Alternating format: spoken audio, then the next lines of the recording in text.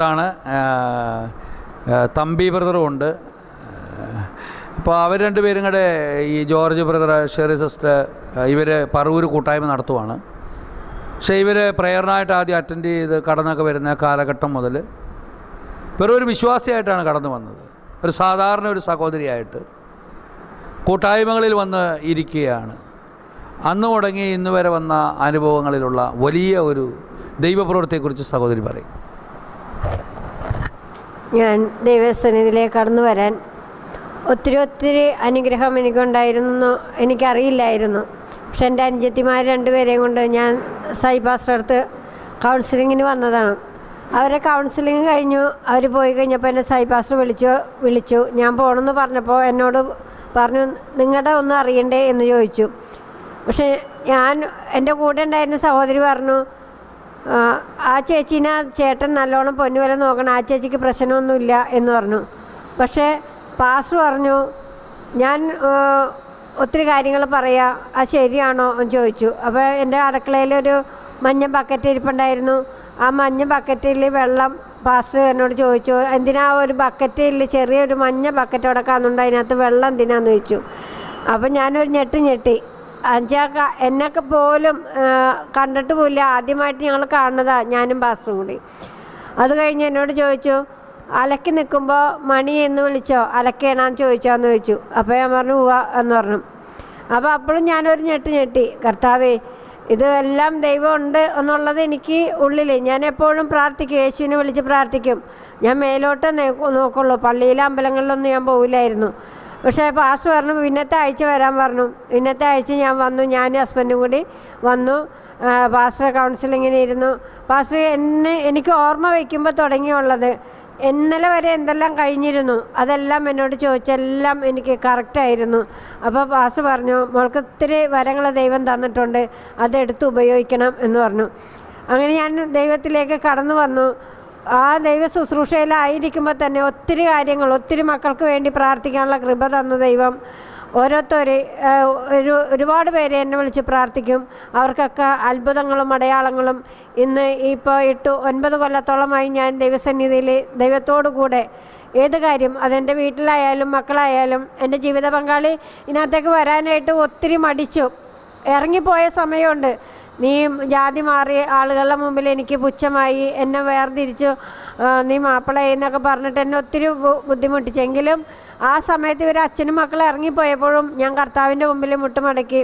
അപ്പോൾ നീ എന്നെ വിളിച്ചിരിക്കുന്നു, പക്ഷേ എൻ്റെ ജീവിത പങ്കാളി നിൻ്റെ നാമത്തെ പ്രതി ഇതായി ഇറങ്ങിപ്പോയിരിക്കുന്നു, അവരെ തിരിച്ചു കൊണ്ടുവരാൻ നിനക്ക് സാധിക്കുള്ളൂ, ഞാൻ നിൻ്റെ മുമ്പിൽ മുട്ടുമടക്കിയിരിക്കുകയെന്ന് പറഞ്ഞു. പോയ ആൾക്കാർ തിരിച്ച് അപ്പം തന്നെ അച്ഛനും മക്കളും കൂടി തിരിച്ചു വന്നു. പക്ഷേ ഒരാഴ്ച കഴിഞ്ഞപ്പോൾ ഞാൻ കണ്ണൂർ പോകാനും അവിടെ പോയി സ്നാനപ്പെടാനും ഞങ്ങളൊരു കുടുംബം ദൈവം അന്ന് ഞങ്ങൾക്ക് വേണ്ടി തന്നെ കർത്താവ് സ്വർഗം ഞങ്ങൾക്ക് വേണ്ടി തുറന്ന് ഞങ്ങൾ അച്ഛനും 2 കുഞ്ഞുമക്കളും ഞാനും അവിടെ സ്നാനപ്പെട്ടു.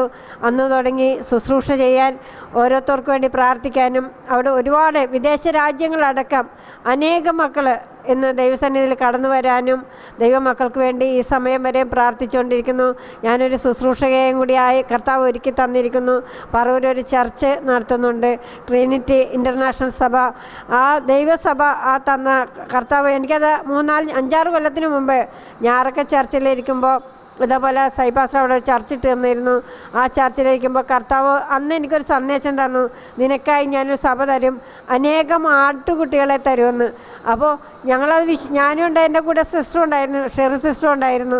അപ്പോൾ ഞാൻ സിസ്റ്ററോട് പറഞ്ഞു, കർത്താവ് നമുക്കൊരു സഭ തരാൻ പോകുന്നുണ്ട് ഷെറിൻ, നീ പ്രസംഗിക്കും, ഞാൻ താഴെ ഇരുന്ന് കേൾക്കും എന്ന് പറഞ്ഞു. അപ്പോൾ അത് ദൈവം ഞങ്ങൾക്കത് സജിപാസിലൂടെ തന്നെ, എന്നെ ദൈവദാസനിലൂടെ കർത്താവ് ദൈവദാസനിലൂടെ തന്നെ വിളിച്ചു. ആ ദൈവദാസനിലൂടെ തന്നെ ഇന്നും നിലനിൽക്കുന്നു. കർത്താവ് എന്നെ ഉറപ്പിച്ചേക്കണു. ഞങ്ങൾക്ക് അങ്ങനെ ഒരു ദൈവസഭ തന്നു.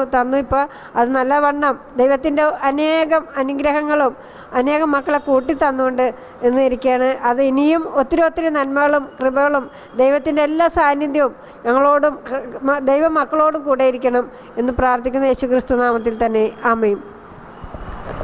എല്ലാവർക്കും സംശയങ്ങളുണ്ട്. ഇന്നത്തെ കാലഘട്ടം അങ്ങനെയാണ്. സ്ത്രീകൾക്ക് ശുശ്രൂഷ ചെയ്യാൻ പറ്റുമോ?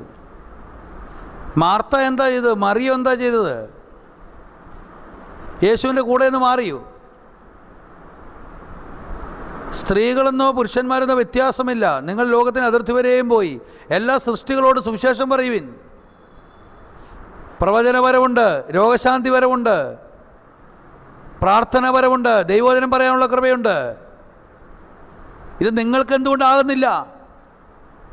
മറ്റുള്ളവരുടെ കുറ്റങ്ങളും കുറവുകളും നോക്കി യേശുവിനെ പറയുന്നവർക്ക് പോരാ എന്ന് ചിന്തിക്കാതെ നിങ്ങൾക്ക് എന്ത് ചെയ്യാൻ സാധിച്ചു?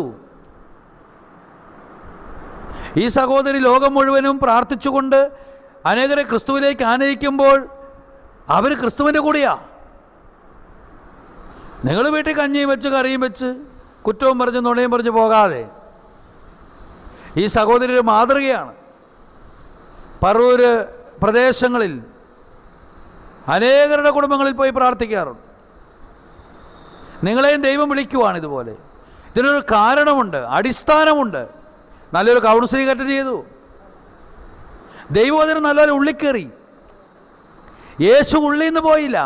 യേശു ദൈവമാണെന്നും യേശു രക്ഷകനാണെന്നും യേശു ഏക മധ്യസ്ഥനാണെന്നും അവനല്ലാതെ വേറൊരു ദൈവമല്ലെന്ന് ഈ സഹോദരി തിരിച്ചറിഞ്ഞു. രാധാമണി സിസ്റ്റർ ഇന്നും യേശുവിനെ പറയുന്നത് അതുകൊണ്ടാ. നിങ്ങൾക്ക് എന്തുകൊണ്ട് സാധിക്കുന്നില്ല? സഹോദരിമാരെ സാധിക്കണം, സഹോദരന്മാരെ സാധിക്കണം, യേശുവിനെ പറയാൻ സാധിക്കണം.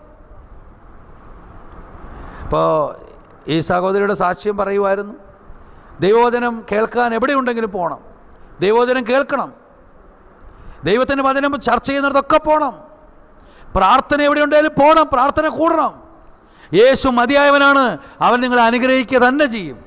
ആമേൻ. ദൈവം അനുഗ്രഹിക്കുമാറാകട്ടെ. ആമേൻ.